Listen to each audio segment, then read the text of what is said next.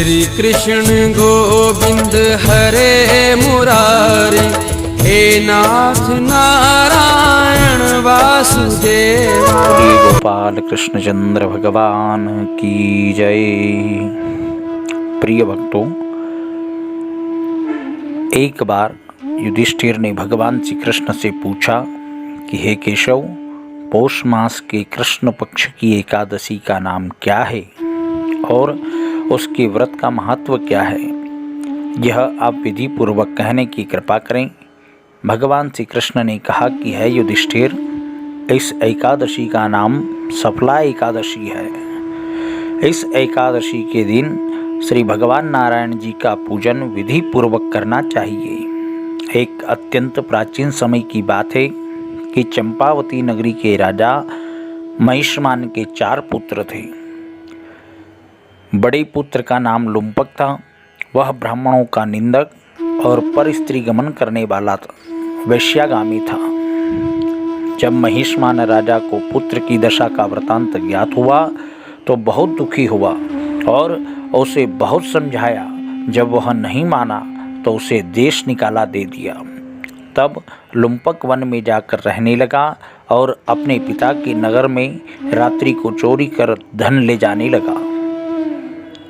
अनेक नगर निवासी उसने मार डाले। दिनों दिन अत्याचार करने लगा। पहरेदार पकड़ने पर भी राजा का बेटा होने के कारण उसे छोड़ देते थे।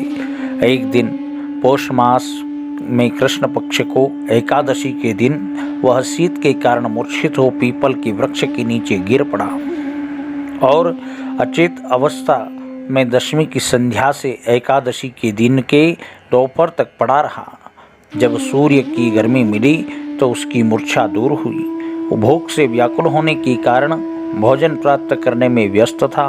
वह वृक्षों से गिरे हुए फल उठाकर लाया और उन्हें देख कहने लगा, हे भगवान, आप ही इनको खाइए। क्रोध आवेश के कारण उसने ऐसा कह दिया था। इधर सूर्य नारायण अस्ताचल हो गए। रात्रि हो चुकी थी। भूख के कारण व्याकुल हो लुम्पक रोने लगा। इसी कारण उसे रात भर नींद भी नहीं आई। इस प्रकार पापी लुम्पक से भूल में ही इस एकादशी का व्रत हो गया, जिसके कारण भगवान नारायण ने प्रसन्न हो उसकी समस्त पाप नष्ट कर दिए और एक सुंदर अश्व सजाकर उसे बुलाने भेजा और आकाशवाणी द्वारा कहा, हे राजा के पुत्र, अब तू अपने पिता के पास जाकर राज्य प्राप्त कर। तब तो वह प्रसन्न हो घोड़े पर चढ़कर अपने पिता के पास आया और उसने सारा वृतांत कह सुनाया। तब राजा महिष्मान अपना राजपाट पुत्र को सौंप वन में भजन करने को चले गए और लुम्पक शास्त्रानुसार राज्य करने लगा।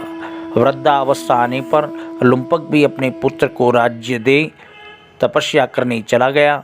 जो मनुष्य श्रद्धा से इस व्रत को करते हैं उनको अंत में मुक्ति मिलती है। इस सफला एकादशी का व्रत का फल अश्वमेध यज्ञ के फल के समान प्राप्त होता है। बोलिए श्री कृष्णचंद्र भगवान की जय।